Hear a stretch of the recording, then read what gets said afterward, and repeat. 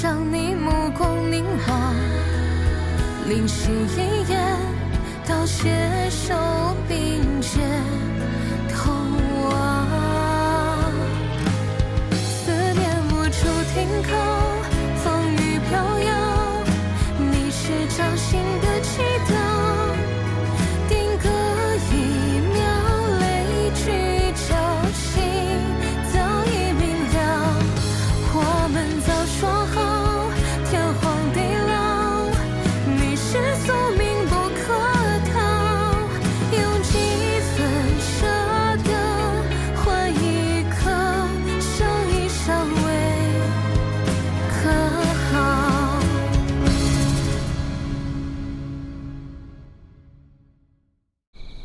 国公夫人刚创办盛唐会不久，便染了花柳病，自缢而亡。你不觉得这一切有些太过于巧合了吗？可这件丑事早已是板上钉钉，你就算查了，又能改变什么？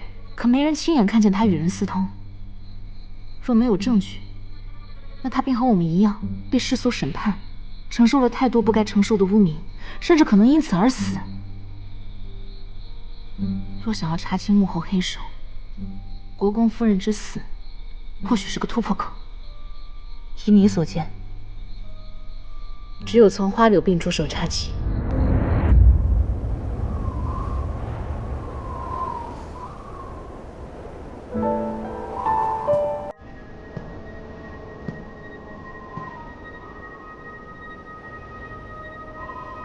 对不起，顾成业，我来晚了。谁让你来添乱的？快走！快起来！宋之月，这是我的家事，与你无关。家事？可此事关乎你的安危，又怎能说与我无关？宋之玉绝非置身事外之人。快起来！你个贱人，竟然敢自投罗网！给我拿下！顾成业，我有何不敢？玉国公，我此行便是专程为了国公夫人证明而来。证明？你什么意思？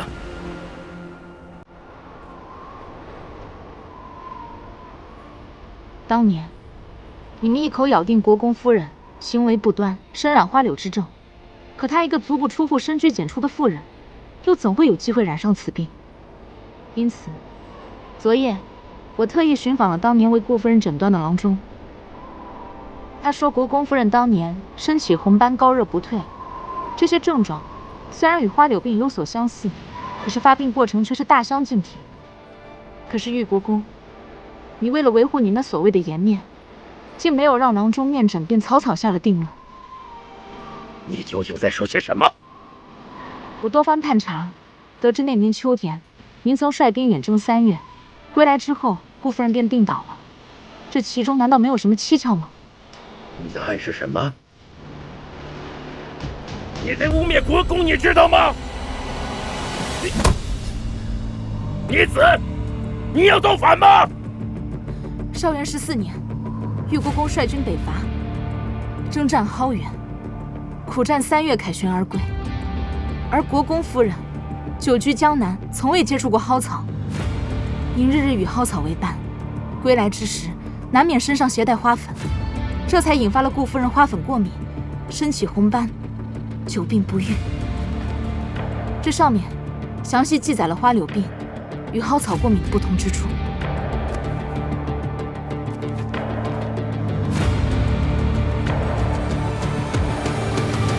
这只是你的推断，并没有证据。我确无证据，可您也没有证据亲眼看见他外出染病。试想，若是当年有一个郎中能为他诊治，细细查看，他又何至于受到这样的冤屈？您仅凭一面之词，便让顾夫人身败名裂，顾夫人选择自尽以证清白，您难道没有半分愧疚吗？即便如此，即便如此，一个勾栏出身的女子，勾引国公家公子，那也是死罪。今日我来，本就无意苟活，只想用我这条命，换得顾夫人灵位入府，立碑明志，还她清白。哦，对了，我过来的时候，碰巧在天桥底下遇到了一位说书先生，把这些事情说给了他听。若是我死了，恐怕这件事情将会不胫而走。你威胁我？岂敢？只是我不愿意见到我在意之人伤心难过。父亲，母亲曾对您一往情深，可最后却落得个不清不白、含冤而死的下场。是你害了他。您只在意面子，您害怕您自己身败名裂，所以母亲只能用死来还顾家一个清白。这份染血的清白，可让您心满意足？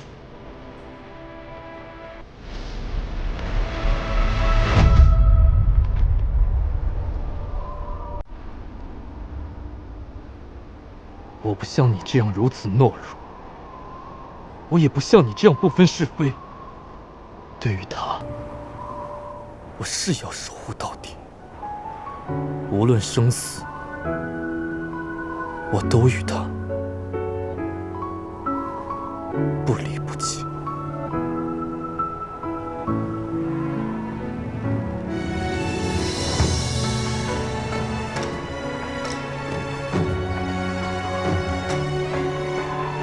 叶儿，你好自为之吧。夜雨落庭前，映照人间离散。陌路又相见，千朝万丈。宋芷月，谢谢你。这不是你的错，受害者绝无理由感到羞愧。谢谢。历经无边北海情。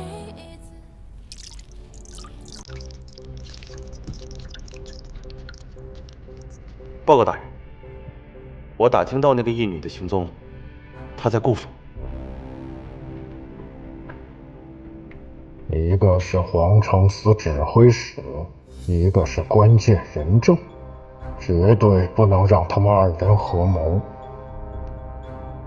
到时我们就演绎出离间计，你替我送件东西到顾府。大人高见。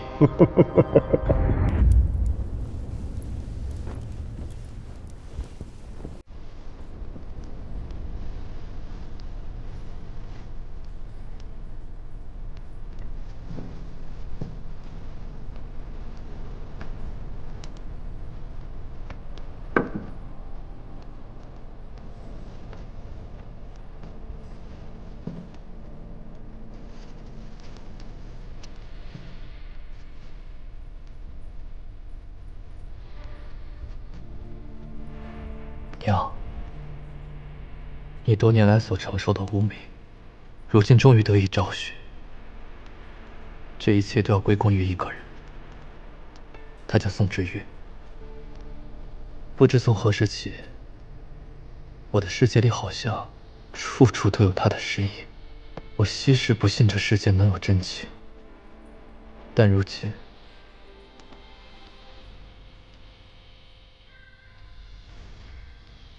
娘，愿您九泉之下，保佑我们平安顺利。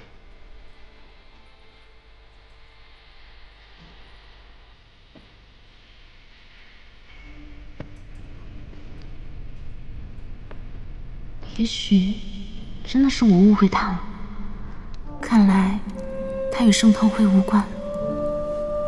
大人，大人，盛唐会发来一封邀请函，要您见面详谈。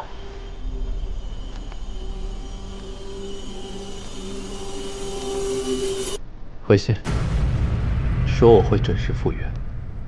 是。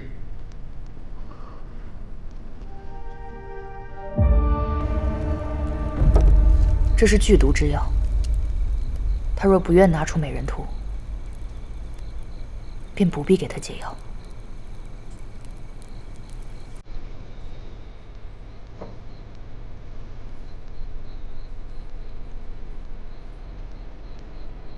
怎么？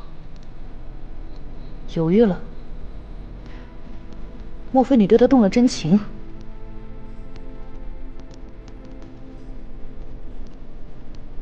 顾成义，你一边与盛唐会暗通款曲，一边又在我面前虚情假意。既然如此，就休怪我无情。